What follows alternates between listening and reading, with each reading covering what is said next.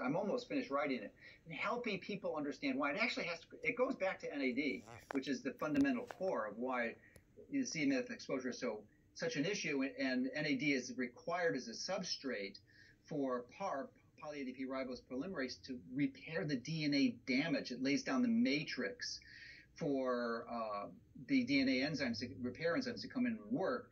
And every time you have a single-stranded break, it sucks out two or three NAD plus molecules.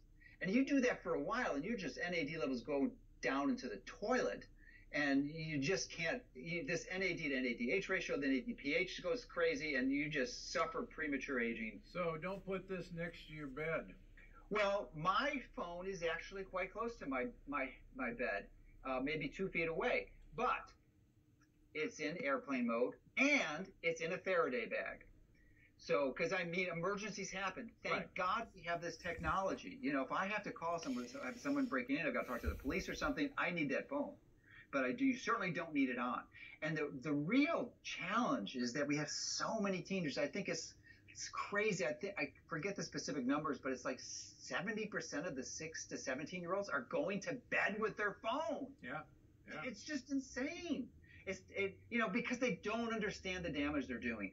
And just, cell phones, the one you just held up, there is no doubt in my mind, I have 2 whole chapters of this in my new book that's coming out, are indeed the cigarettes of the 21st century. People just don't see it yet. There's no question, and I go through all the analogies, the PR agencies, Hills and Knowlton, that the tobacco industry used, and how they were able to scam and confuse the public for 30 years. Actually, probably for 50 years after the science was known that it caused this. Even after the Surgeon General issued a report.